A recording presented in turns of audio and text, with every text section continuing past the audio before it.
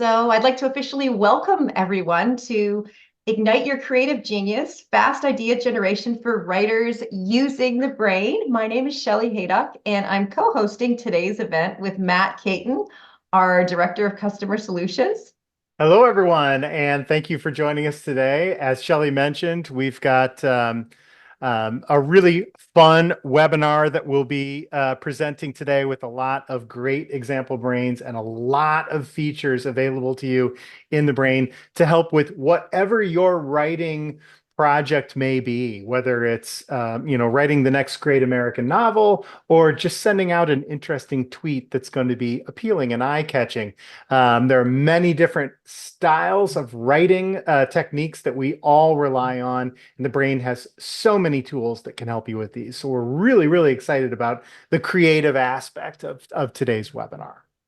Great. And with that, we're going to get started launching today's session on creative idea incubation on Halloween, which I think is very appropriate because there's something very mysterious and ethereal about creativity and idea generation, which we kind of don't want to. So we're ironically, as we show you all our Gothic brains and our cool ideas, we're trying to demystify the process of creativity. And sometimes that starts with creating the right context for getting those ideas flowing and having your mind sort of sync with what's out there. Just some general tips for writers. You might want to keep a journal in your brain with timestamps or start to be conscious of those times in the day where you find, and you probably know this implicitly, you have your best ideas. For me, about 5 years ago, it used to always be late at night at 2 a.m. And now all of a sudden something shifted. Maybe I'm older and now it's first thing in the morning. I love getting my content done as early in the morning as I can. So these kinds of things in terms of your external environment can be very helpful. And then when we actually look at the writing area itself on your computer, your knowledge base, that's also very important because that's where ideas grow. So what I want to do is show you some different examples of different brains that are actually designed for what we like to call idea incubation. So what that means is I might just be coming home from doing a bunch of errands, hopped off a couple customer calls, but I need to get into the zone. I need to write, a new content for our website, or I need to write a script for my agent. So this is where these brains come in. So this particular brain is all about writing. So the whole idea and premise is I can come to this and really feel inspired. And this might be like a small nuanced point, but you can also see the background. I'm also using it as the background for the webinar today in honor of Halloween, but I've actually have this background year round. And that's because I actually like to do stories about hauntings and just various research that I have and different fictional novels that I'm running. So in story development, I've got all kinds of links to particular projects. And one of the nice things about any thought in the brain is, of course, you can create your actual content in the notes. We've got full rich text editing, and we can get into that, backlinks. But you can also attach, if you're more of a traditionalist, Word documents, Excel sheets, multiple versions, and then write notes on what those versions are. So in addition to getting this conceptual view of all your knowledge, you have a very powerful file management system that is just great for organizing content. So clicking on any thought in the brain is going to trigger all related pieces of information. So I'm constantly presented with the most relevant information. So ideas happen through inspiration. So I like to create an inspirational section in my brain. Now, in this case, because this brain is specifically dedicated to writing, I have authors I love like Franz Kafka, Mary Shelley, which are all very apropos for today, very goth. And I have links to videos and specific stories that they've done and how they relate to everything else. So if I click on that thought, I can immediately get to that piece of content and read about that relevant information. But what's also nice is, of course, I have the ability to see related pieces of information. So I can see that Mary Shelley wrote Frankenstein. And I've got this linked under linked to my movie section of my brain, because this is sort of a precursor to the movie, which is now also a classic, Terminator. And I've got that under script references, Hollywood movies, and different conflicts that you can have in a storyline. In this case, the humans versus the technologies. We may not be that far off from this now with AI. So this takes me to another area. Now I'm navigating back up to elements of story, where I'm actually visualizing a methodology. And I love the methodology for fiction that was started by Joseph Campbell. So this takes me another. And now what it's actually doing, if before I start writing, especially if it's a new short story or a poem, I'm getting in the zone by looking back at some of my ideas that might help me for the future. So Joseph Campbell is, of course, a legend, and he talks a lot about archetypes. So I've got different archetypes for characters, and these particular archetypes can be linked to stories that I'm thinking about writing. So if I have a character that's more of a shape shifter in a story that I'm writing called Shark, I can think about this, I can expand. I can actually go out to the web and go ahead and get more information. So I'm just going to do our good old-fashioned web search on shapeshifters, just so you can see. This is related to folklore and all kinds of things. Again, us might be shape-shifting today for Halloween. And I can take this URL and drag and drop this into the brain. And if I want to drag it on top of the thought, I'm actually creating a connection. And in this case, I actually like having it right on that thought, and I've linked that into the brain. And I can continue to sort of build this and grow this and dive into many different topics here. So let me just go into the news and see if there's anything interesting. Okay, there's a little bit about a tutor drama here, a nice article. This is interesting. And there is a set guide. This also looks good. So now I'm just dragging and dropping from my browser into the address window, and I'm building a knowledge base on how that relates to something else. Now, I could also come in here and utilize AI to build and learn a little bit more about certain character archetypes. So if I actually want to go up to the top, and in this case, I have a Wikipedia note on Joseph Campbell, but I can create my own note, or I can actually go up to AI and I can write Joseph Campbell's main. Sorry, I've got caps on here. Main theories. And I can set the context, and I might want to do this in list.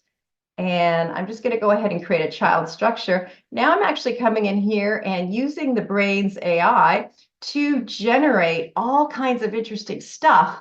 And I can look at the Joseph Campbell talks a lot about mythology and psychology. There's stuff on transformation and self-discovery. That's very interesting. I already have the hero's journey, so I can go in here and accept or reject and add even more content to my brain. I'm just going to go ahead and discard that, because Matt's going to dive a little bit further into AI. What I really want to do is just give you a context for how wonderful and powerful it can be to create this visual environment for your ideas to grow. Now, I want to just switch real quick before we get into more stuff, just to more formal research. And I've deliberately put this particular brain in our mind mapping view. This is about the role of genetics and longevity. So we've got a research brain that I just showed you that was designed for more creative research. This particular research is more of a formal classification of mitochondrial function and DNA as it impacts longevity in research. So I can continue to expand and grow different areas. I can change my view of the brain. If I want to come up to this view and go back to normal view, you can see what it looks like here. Or if I want to go ahead and change my view just to look at things a little bit more, I could go ahead and add the plus sign and get my distant thought display as well. So this particular brain gives me a broader view of what I want to do in terms of longevity research. This brain was also created by AI. So that's something that we can dive into a little further. And then just to kind of flip to the other end of things, a lot of you might just have your documents and your writing stored within the context of your work projects, and that's extremely powerful and helpful. So in this particular example here, I've switched to a brain called my thinking space brain. And in this particular area, the brain, I'll just go to the home thought so we can give you an overview here. I've got an area for active projects. I've got goals. So if I click on this particular thought, it's going to trigger all of the projects that I'm working on. Now, within my Agile projects thought, I've got different checklists for what I have to do. And I do a lot of writing for our websites. So this particular area here is going to house my webpage content, my design goals, and that even though I'm writing, budget affects how much or little do. So you can see I've got all my content coming together in a way that's going to help me formulate that idea, formulate that plan to take action.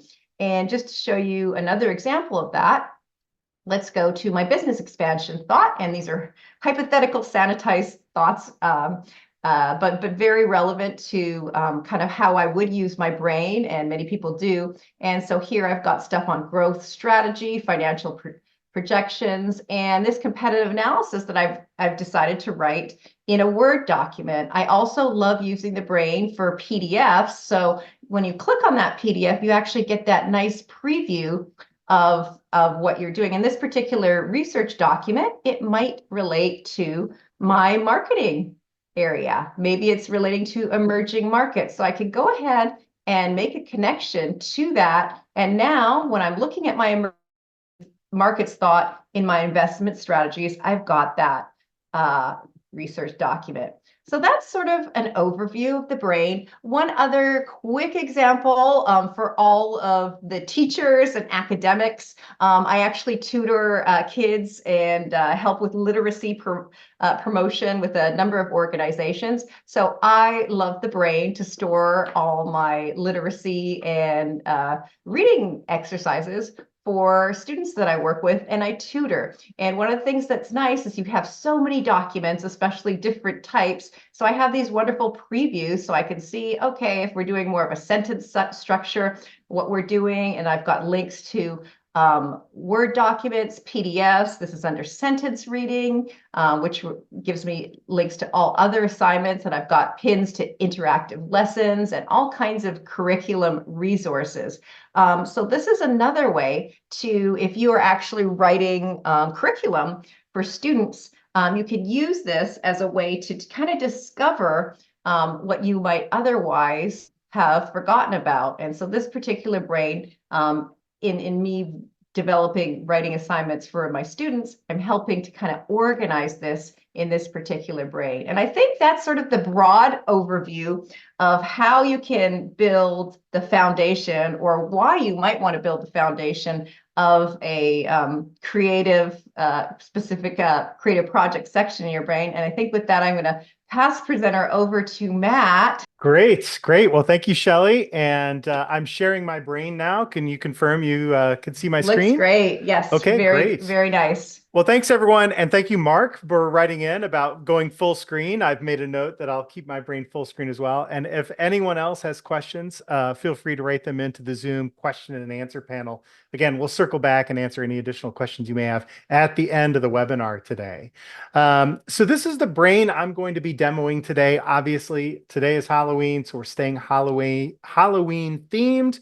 And full disclosure, everyone has their favorite holidays, and I went into my own personal recreational brain. And under holidays, I've got my favorite holidays: birthdays, 4th of July. Thanksgiving is a big one in our family. We're big foodies, but notice something is missing. There's no Halloween thought there. Of course, I love Halloween for the kids, but I don't keep a thought for that in my brain. So it came time to say, well, shall I add a thought here and start branching out to get a Halloween themed brain going? No, I'll create a new brain called Halloween and simply utilize the brain's AI features to generate and populate a brain very quickly on any topic that I'm interested in.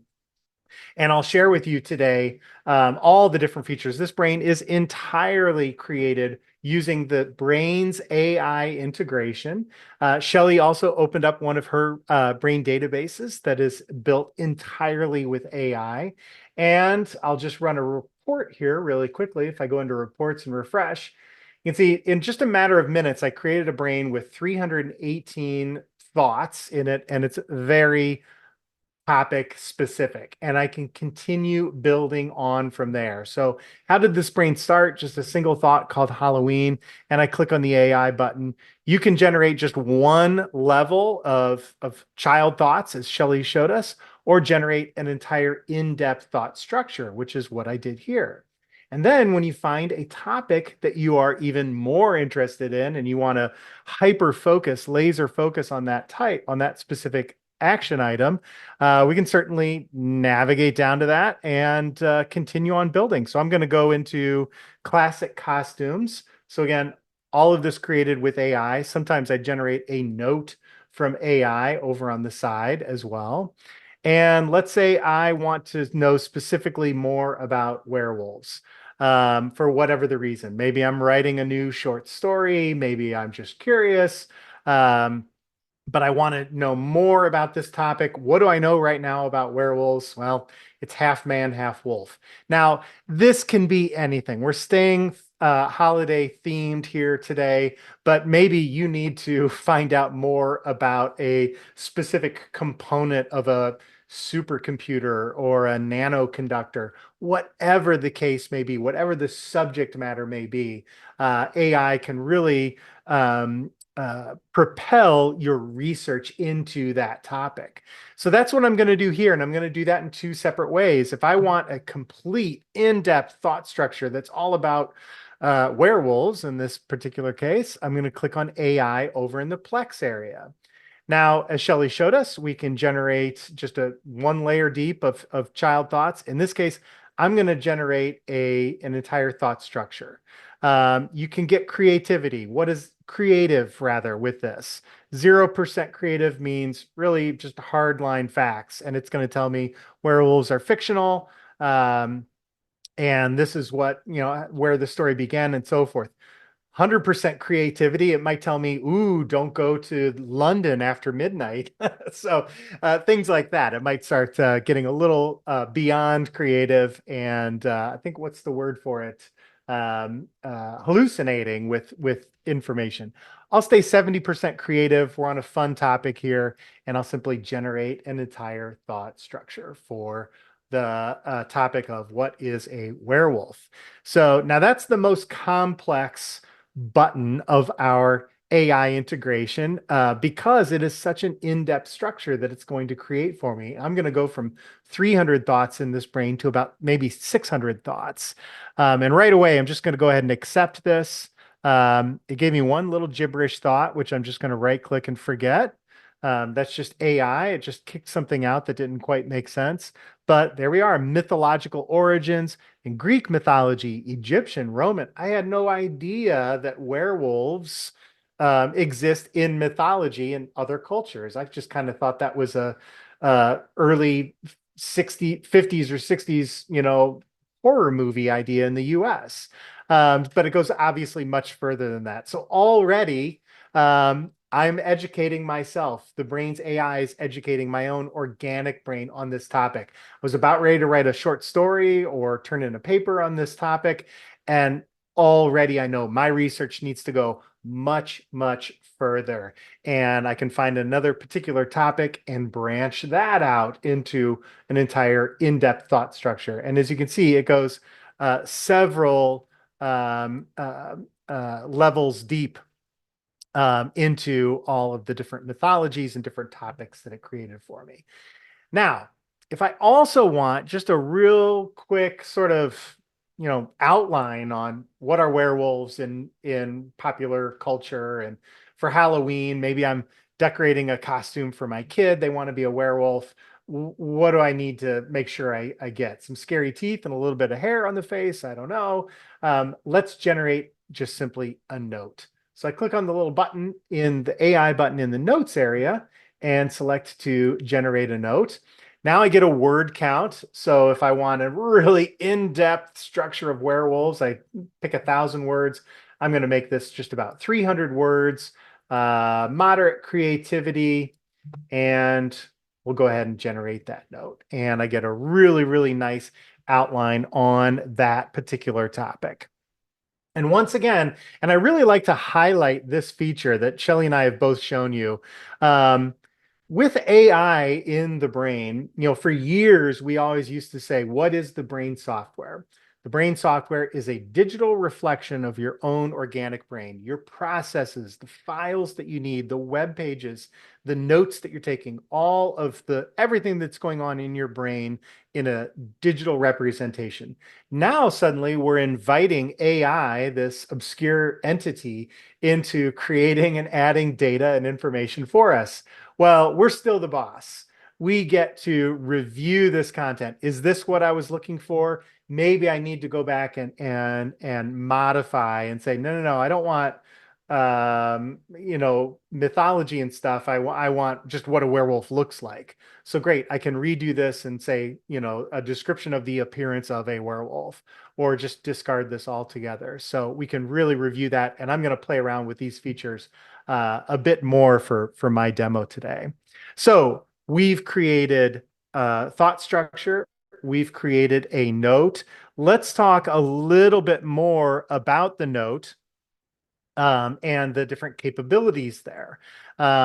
Because it's not just adding new data.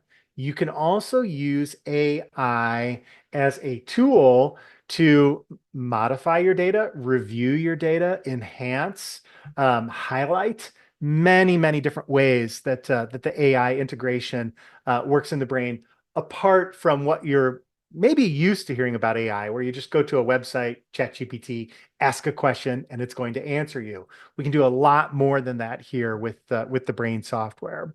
So I'm going to jump over just to another character here, Dr. Jekyll and Mr. Hyde. And I've already generated a note from AI. This is a lot of information. Maybe once again, I'm a movie producer, and this is my sort of outline of my script or what have you, but I just need to give the elevator pitch. What's just a quick summary of all this content? Gosh, I'm really scrolling here. If I were to print this out, it would be maybe about 10 pages long. That's a lot of information. That is not an elevator script in Los Angeles lingo. So let's utilize our AI to quickly review my existing content and give me a nice quick summary. And there it is. It really breaks it down. I've got different themes of Dr. Jekyll and Mr. Hyde, the literary style of the original writing, historical context, and legacy. So it took that entire 10-page document of rambling notes that I've generated, maybe, over months or years. In this case, I just used AI to generate it for me really quickly, but I can still summarize that content. Great. Now I've got all this data. Give me the quick summary, and there it is. Very, very helpful. Another thing that I'd like to share with you, and for this, I think I am going to, I've summarized that. Now I'm going to undo this. I'm going to discard that. And a few things that I'm going to share with you now. I'm going to rewrite this note from scratch, top to bottom. Maybe I'm unhappy with the content. I've been staring at it too long. I'm repeating data in here over time in this. As I read through it again, I've got some spelling errors. It's just kind of getting a little messy for me. Okay, here's my first tip.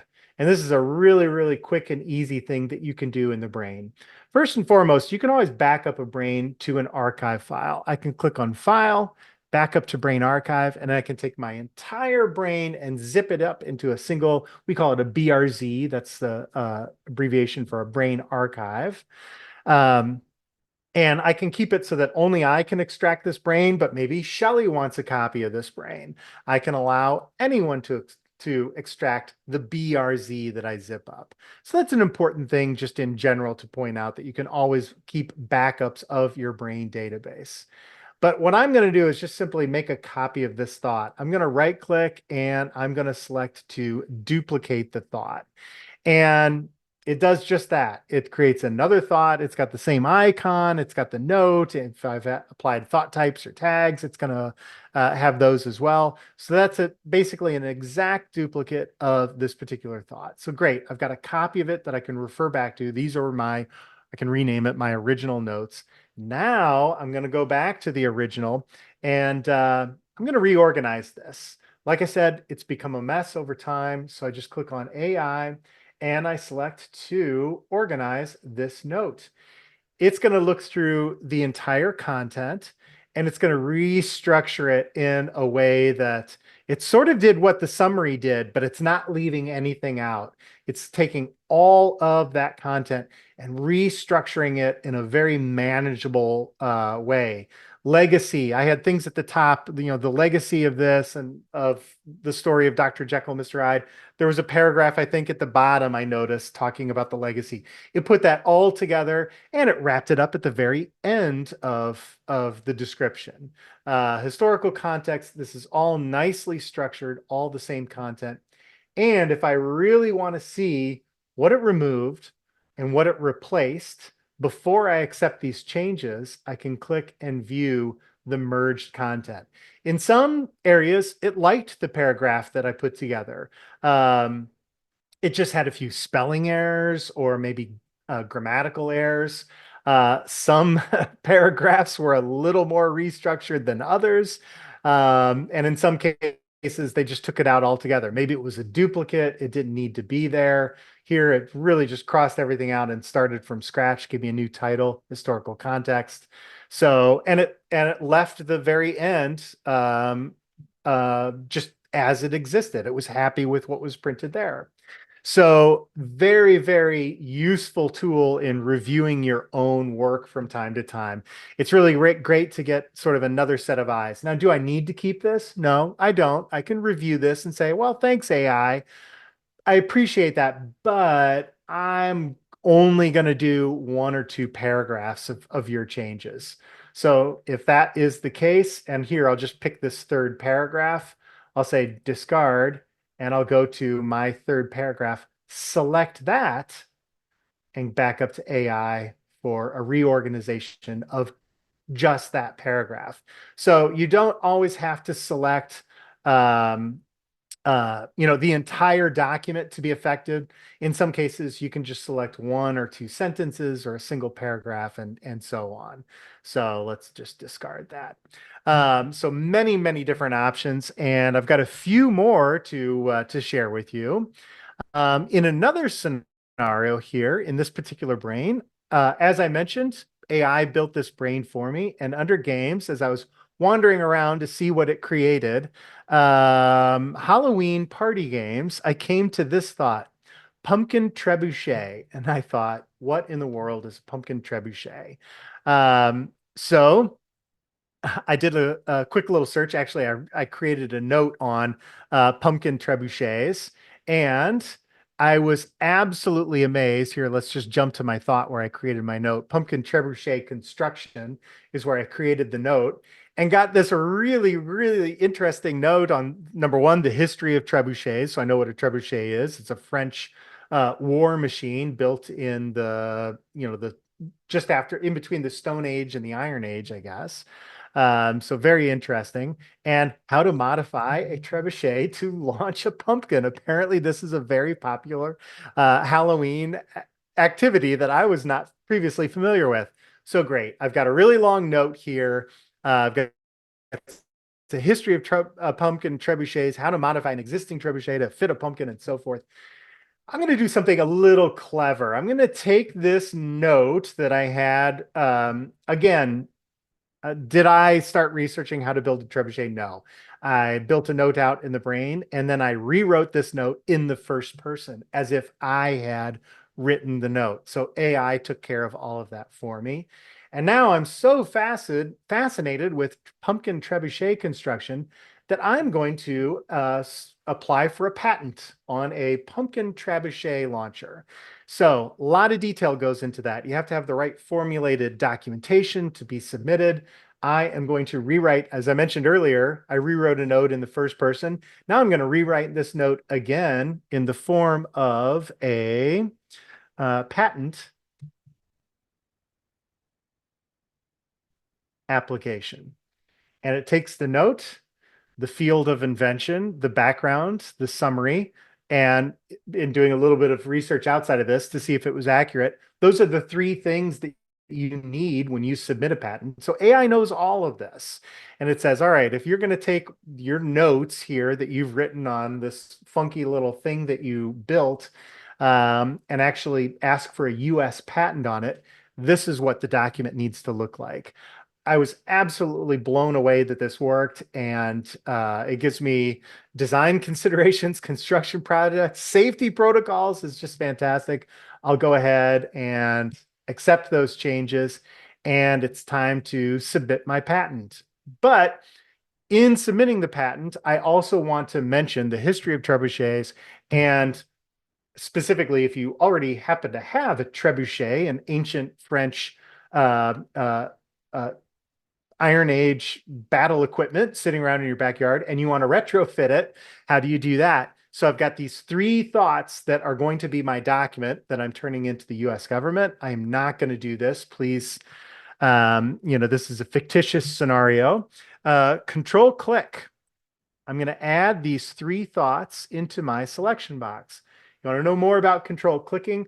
Watch one of our Brain 202 webinars. We talk about how to modify thoughts in mass with the selection box, control clicking on a Windows machine, command clicking on a Mac. And These Matt, three, I'm glad you yeah, brought that up because I think it was Esteban or Fabian. They had a question about mass selecting thoughts and whether you got all the notes. So just yeah, to let you know, there it we gets are. all the attributes and it's control click the gate or control click on a If I PC. control click on a gate, I You'll get select all you'll thoughts get all below that the gate. child Yeah, thoughts, right? And the that was child his thoughts. Yeah. question. How can I get all my child thought notes in sort of one swoop? That's right. And you can control and drag a box. So I don't want material selection, but I want everything else. I'm very careful with my box. There, I didn't get it. And if I control click individual thoughts, it either adds or removes them. So it's a toggle. I'm control clicking to add. I can control click again. And now I can wander around without control clicking and go say, oh, I want this thought right over here on naval pumpkin trebuchet. Control click there. So you can be very meticulous about which thoughts you're adding in. And what can you do with these thoughts once you've added them in? We have an entire 1 hour webinar dedicated to that topic of, you can see I can right click and go through all of these different features, deleting them, copying them, pasting them into another brain, making an outline, and so forth. In this case, I'm just going to highlight one feature, and that's creating a document. So I've Nice. got this wonderful document on, starts with the history of the trebuchet and goes into how to modify an existing trebuchet and my desire then to create a patent or to own the patent for a pumpkin launching trebuchet. And I'll save this as a PDF. I won't go, well, I'll go ahead and save it. So I'll save this in my downloads and save. It's already saved and it launches automatically. So here's my PDF viewer and there's my document, everything ready to go and stick in an envelope and get in the mail. So really, really great feature of the brain to, collect pieces of information and turn those into, some form of document, copying them into other thoughts and brains and so forth. Um, so I've rewritten that note. I've created the document. I have another feature, two other features actually, that I particularly like with AI. And for this one, we're going to jump back over into all those costume characters. And here I started creating a little note on just writing a short story on the topic of a Yeti. Actually, the history of a Yeti, a short story about how Yetis came to be. Yeti meaning the abominable snowman that puts the little star at the Christmas tree at the end of one of my favorite Christmas movies. Um, but as you can see, this really sums up today's webinar in a neat little Halloween package. Writer's block. as you can see at the very end of my short story that I started creating, I talk about a little bit being unknown about the Yeti. The creature is it a relic from a bygone era? Some suggest that, and I'm drawing a blank. I don't know where to go with this or what I'm going to add next. This is the ultimate description of writer's block. So in this case, now I full am. We talked about using AI to enhance, using AI to sort of review or restructure. This is using AI to finish the job.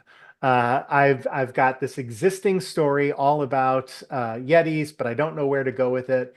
Let's go down to auto complete this note. And it picks up right off. Maybe you saw it really quickly. Some suggest that dot, dot, dot, the Yeti, blah, blah, blah. So it finished the sentence for me. And not only that, it took the entire structure of my story. It did give me these little titles of different chunks. I can go back in and edit that.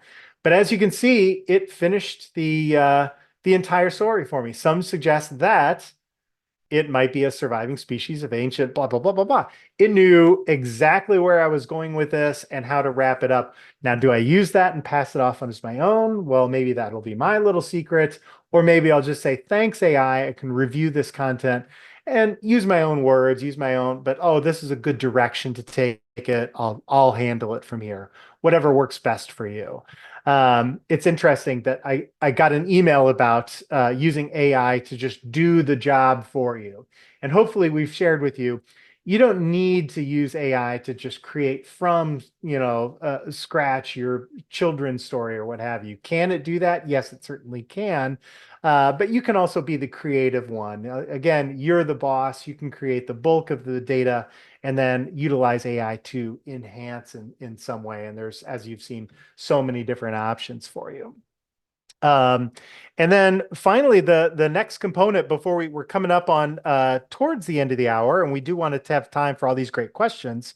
But I want to talk about expanding a note that is just been created from bullets. So if you've got a bulleted list of, and let's say Dr. Jekyll, oh, I'll accept those changes.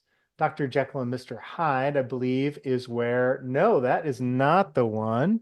So let me go through and, well, let's just go ahead and do this. Let's expand here just a little bit. So we've got, once again, I've created a story all about Dr. Jekyll and Mr. Hyde.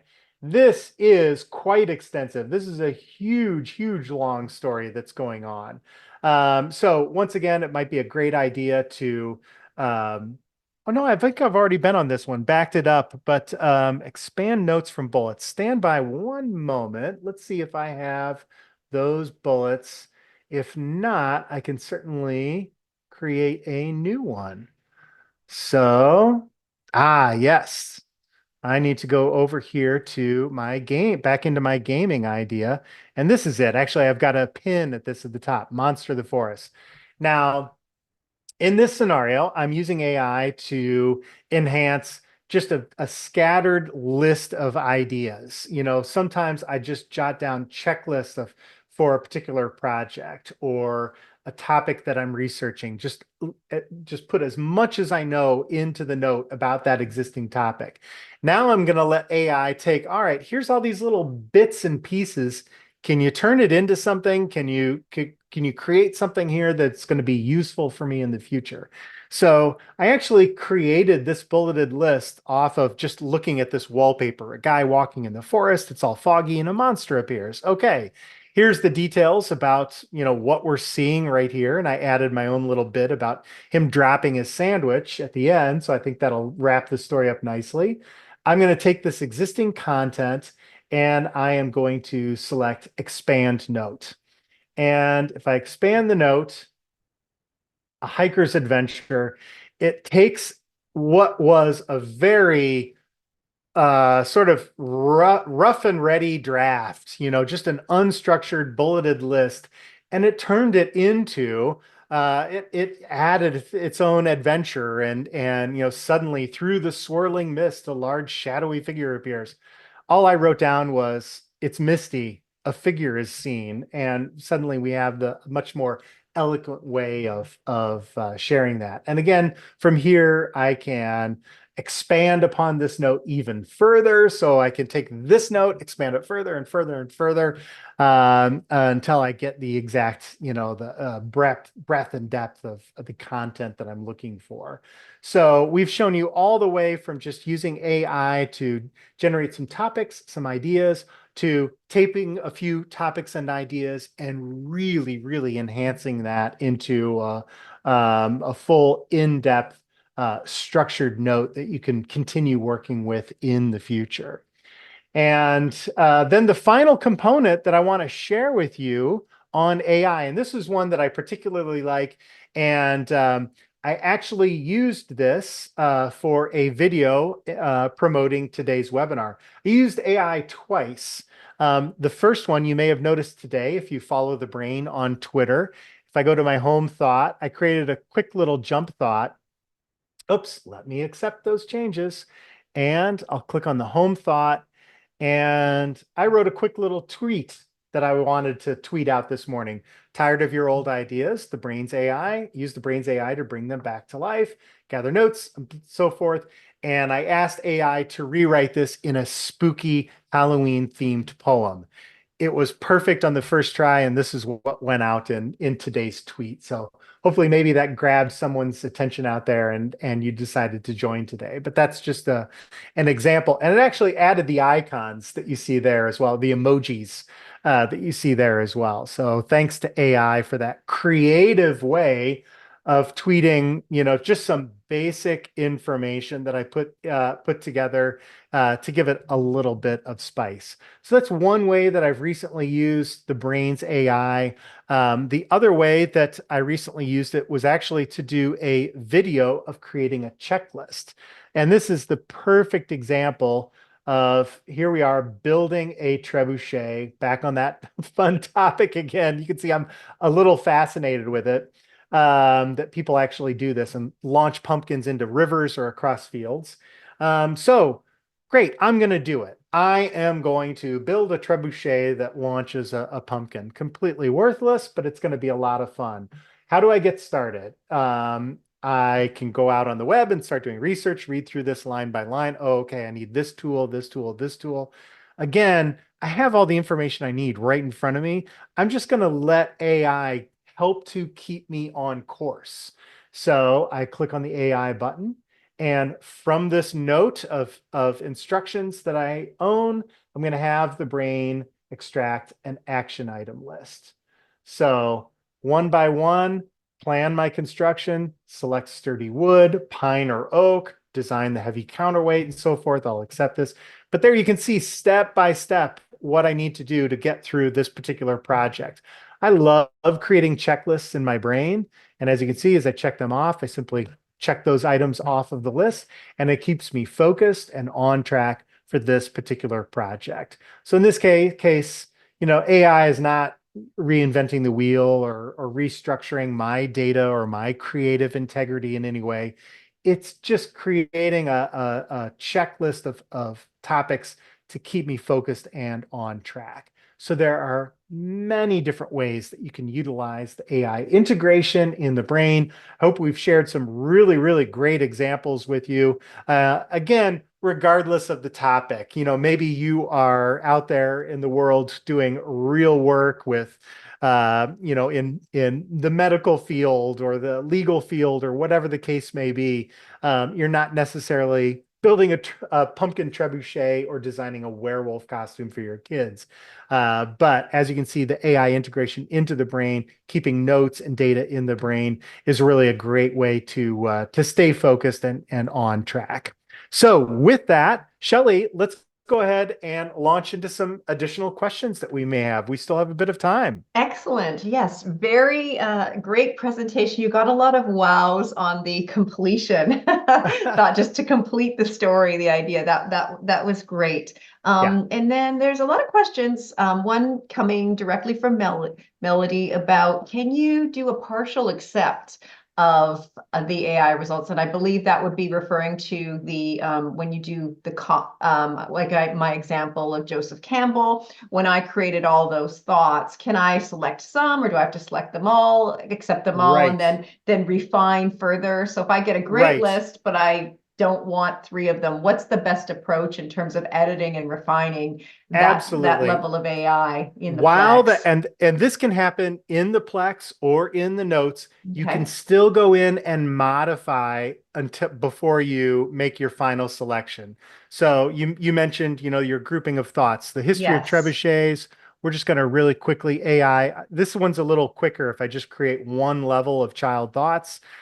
These are all the specific topics, the origin, the decline, the design, and so forth.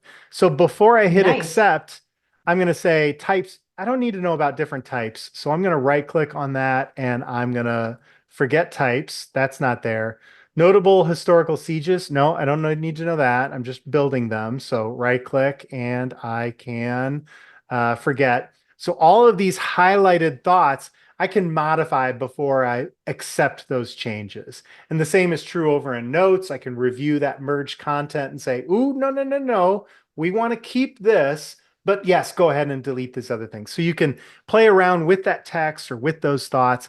And then when you've made your changes, and I think I can even say, yeah, this is good, but I want that to be a jump thought. And origins and early development, that actually needs to be a parent. So any of those highlighted thoughts and content, you can still modify them before you say, yep, that's good. AI helped me. And that's the structure that I'm happy with. And then, of course, if you do accept and you, for whatever reason, decide the role of medieval warfare makes no sense, you can just go ahead and select that and then delete after, in terms of using those same mass select features Absolutely. will You can apply as well. modify So it's that very easy way. to modify and change. Yeah, and you can still hit edit undo. You can undo changes in your brain until you close the brain and reopen, or the brain syncs in the background. So you can also, you've got a limited time, but you can undo changes as well. Great. And then Esteban had a question about using context for custom prompts. So Oh, of in course. our AI, especially with you can select whether you can use the parent thought or preceding thought. So maybe we could talk a little bit about contextualization of AI Oh, and that's how that's perfect. done. Yes, absolutely. So I'm going to go over to, let's say, movies and shows. And I want to say classic movies. So AI created some classic, when I said, hey, create a brain on Halloween, classic movies, and these are classic Halloween movies.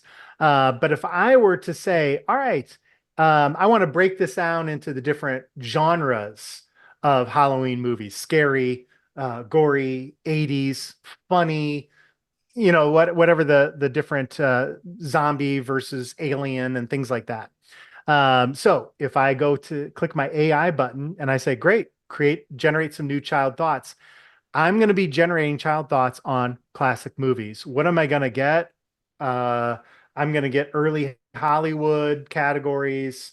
I'm going to get, maybe movies like Gone with the Wind or um, uh, Somewhere Over the Rainbow, Wizard of Oz, Wizard of Oz. not Halloween Yeah. themed. So, right. So I want to set the context and I'll go ahead and do it. Generate, I'll just say child thoughts. And I selected categories.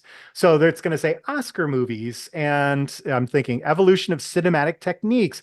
This is all great if I'm just focusing on movies. No, I'm focusing on Halloween movies, scary movies. So let's redo this.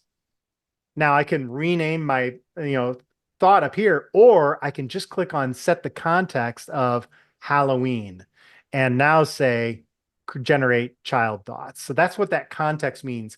It goes 3 steps up, 3 levels up or parents up. Perfect. Gothic horror, ghost Nice. stories, iconic horror directors, zombie invasions, slasher classics. So it obviously all you needed to do was set that context. When you have a very general thought that could mean absolutely anything, what parent thought is it falling under, or 2 or 3 generations away? You can select a context thought, and you can also do the same. We'll discard that.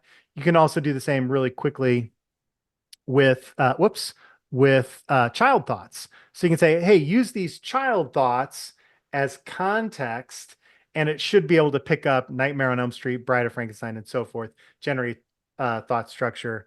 And you've got, well, that one might not have picked it Well, up. and that's where the context, the other distinction for Yeah. context is not called context, but I love this as well. And that's distinguishing between list and category. That's a very Hmm. important AI button that we could also demo, where sometimes AI will tend to categorize. So when you do categories, which is great for starting a brain and taxonomy development, like researchers love that. But if you're just kind of like in this case, wanting more of a list of classic movies or more specific, we don't have to actually get into this, but you can Yeah. actually select the mode to list rather than categories. And then what I also find is a lot of people kind of forget the box is a prompt, like where you have classic movies, even though that's your thought name, that can be changed to anything. You could say, please list the 1950 movies directed by Alfred Hitchcock or slasher movies of the 80s. Oh, help us. But, or something like that. And then you can get really, oh, and then you want to change it to list. We're still in Oh, categories. yeah, But I was. You're right. anyway, there's just a lot. So that's a category of that. But if you go back to list, then you could get whatever specific name. So you can Right. really play with it. Don't be afraid to refine. But that with that mode, if you select list, that's another way to kind of drill down what you Yeah. want. So And so you're many, not many always ways. going to get, you've seen No. several times, like I didn't always get 80. So it did give me some Oh, some soundtracks. categories rather Nice. than lists, but still trends in the Yeah. 80s, popular horror franchises from the 80s, low budget 80s and so forth. That's what makes these three buttons so spectacular. I can, I'm not committed to this. I can discard, I can redo and accept. So that's an important thing to point out that you can always go back and change and modify and try again. And you might try the same thing two times in a row and get two different results. I certainly see that. AI is like, oh, they didn't like that. Let's throw something else out there. You never know what you're going to get. So sometimes it's worth two or three tries to find what you're looking for. Absolutely. And I guess this goes with like any AI engine. The more specific your prompt is, the better the results. And it Yeah. is sort of an iterative process. And then John was asking which AI engines we're using. We are using Chat GPT. Hmm. We found at this particular moment in time that to be the most advanced. So that's one of the cool things with the brain. You do get that as part of your license. And, we can pivot at this point. Maybe, Yeah. next year it'll be some other developer kit, but that's what we're And using what that's now. why this is Um, here. So so you can, yeah, you can choose oh, whether you want yes, to use, yeah, go GPT ahead. for turbo or optimize or this optimize 4.0. That means it's our optimization of turbo and for optimized, but it's ever changing. AI didn't exist until last year. Now it's the buzzword, and we've integrated it into the brain in a very unique way, but it's still evolving. And what we are going to be able to do with AI is going to evolve over time. So, yeah, right now, these are the different engines that we're using, but that could change at any time in the future. And it has changed since our first release because 4 Yes. optimized didn't exist yet then. Yeah.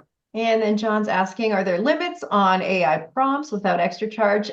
No, I mean, unless you're doing something weird where all of a sudden our server's detecting, from some foreign source, like a million different queries per second. So I guess I should say theoretically there could be a limit, but we've never had to tell any personal user that we know That's that's right. actually using the software. Yeah. No, we don't limit you to like 100 prompts like some of the other programs, and all of a sudden you're charged extra. You get what you get, Yeah. and that's in the Brain Pro software. Yeah, the Brain Pro combo or Yes. one of the Because you need license the cloud. You need the cloud synchronization to connect to services. our server. So you can't Exactly. just So use the yeah, the desktop version. yeah. It is transmitting through the cloud. So you're going to need our cloud services, which is amazing because the next point that somebody asked is about publishing and if they could see your brain online if you're going to publish your Halloween brain. So Oh we're yeah. a couple more minutes, but just a quick little dive a little bit into how we share and how we can sync, because we've been talking about writing as sort of just an individual process, but team building and team collaboration in the context of research, even in terms of building video scripts for your company tutorials, is just fabulous. So we'll just talk real quick on how you can share your brain or how you can collaborate with other people as well. Yeah, there's many different ways to collaborate in the brain, share a brain. I'm syncing my brain to the cloud, which is great because it also means that, and I've got a nice little feature here, I can access my brain on my iPhone. So this is an emulator that I run, and here is my brain, and I can, And I tap through guess the we should brain. plug our new release that we haven't officially promoted yet, but we Yeah, did yeah, just release a new iOS version that has AI on it, and just it's really nice and fast and fun. So go ahead and download yeah. that off the App Store So, or go to our yep. website and get it. And that's iOS. iOS is out now. Yes. Android is in Android's beta. coming very soon. Yeah. You can join the beta list on that. Yeah, And very exciting stuff. by syncing, that means I can get to my brain online and I can download it onto other devices like my iPhone and my laptop and so forth. So first, I simply click on the cloud icon that syncs my brain up to app.thebrain.com. From here, I can click on online and open Thought in web client. So it's actually going to open up a web browser and take me directly to this thought in this brain if I'm logged in. Right now, I'm the only one that can go to this. We've got wonderful securities in place so that when you're syncing your brain to the brain cloud, you can see it's indexing in the background. This is the first time actually I've ever opened it online. Um, but so when you sync a brain to the cloud, it's absolutely secure. You can send a note into support@thebrain.com if you have questions about our sync securities. But regardless, now that I have it online, if I do want to share it with the world, and it looks great online too, because as you can We see, can I tweet it run my out. brain and I think I will. I run Nice. my brain in Yeah. dark mode, so it How looks, did you come up with all those notes in just an hour, Matt? Like, oh, you must less be a than an hour. genius. You It must be was, a yeah, genius. yeah. There was a little friend helped me called Okay. AI. Um, Ghost in a box. Exactly. Exactly. So now let's say I do want to share this with the world. I'm going to do it all from the desktop just to keep things consistent. If I click on online on the desktop app and open up my brain access and sharing, I can select this option right here, allow public access, and I can tweet out this URL. And anyone that sees that URL can then click on it and access that brain. Matt, I want So editor rights. What about your buddy over here? oh, I want sure. to add I some will simply. werewolves, Now, Shelly and I have witches team brain. brew. Shelly and I have team brain. So that allows me to select Shelly as one of my team members, right click, and give her admin rights. Give me So, admin. Thank you. yeah, there we Thank go. you. I'll save this. Now, Shelly has access. Well, not yet, actually. Still, I'm the only one with access to this brain because the server doesn't know that I've made these changes. So I'm going to sync. It uploads those changes to the server. It's going to allow Shelly's account to log in to that brain and make changes because she's an administrator of this brain. It's going to allow anyone in the world, if you happen to jot down what that URL is, you can go and I'll open it again because it's Yeah, perfectly and it fine actually, you most of online. your brains, you'll probably just have it set to auto syncing as well. So that Yeah. I would get that forth. You don't necessarily have to click the sync button, but if you want to make sure, I Yeah. get it like in a That, second, you can yeah, do that that. most recent change, you want to make sure everyone sees it. If you're in a team brain environment, you can go ahead and manually sync at any time, but it does sync in the background every 3 to 5 minutes. And now anyone with this specific URL can visit this brain and click through this brain online and learn how to build a pumpkin trebuchet. Nice. And I think with that, I think the gremlins and the trick-or-treaters are calling us. We are on the hour. We've got a hard stop today. So before we end the webinar, I want to thank everyone for joining and let you know, a couple of you asked, is this recorded? Yes. Just by joining the webinar, you're automatically going to be emailed the recording. We will also post that to our homepage and tweet out the link as well if you follow us on X. And before we close the session, Matt, any more final words of wisdoms or tricks or treats that you haven't covered in AI Sure, sure. I just for want to share the with, attendees that are on the call? yeah, I want to share with everyone. Shelley brought up a really important point today. You can always go back and modify and change. You make some a change to your brain, you can always go back and tweak that or what have you. So you can play around with these AI features that we've shared with you today. You can make copies of thoughts, copies of brains, and use as much or as little of the AI integration as you'd like. And if you're new to the brain and today was a little bit over your head, you can join me on a Brain 101 call almost every Friday. Yes. We don't have one this Friday. We've got them every other Friday. And join a Brain 101 and see me create a brand new brain, thought by thought, from scratch in just a matter of minutes. So you can see how quickly and easily you can start using the brain application. All right, and with that, we're going to close today's session. Thanks for joining us. Happy Halloween, everyone. And I hope the Ghost in the Box has helped you inspire you to create your own ideas and augment them further, whether it's through AI or your own thoughts, just whatever it takes to get the job done. So thanks, everyone, and hope you have a fantastic Halloween. Thanks, everyone. Happy Halloween.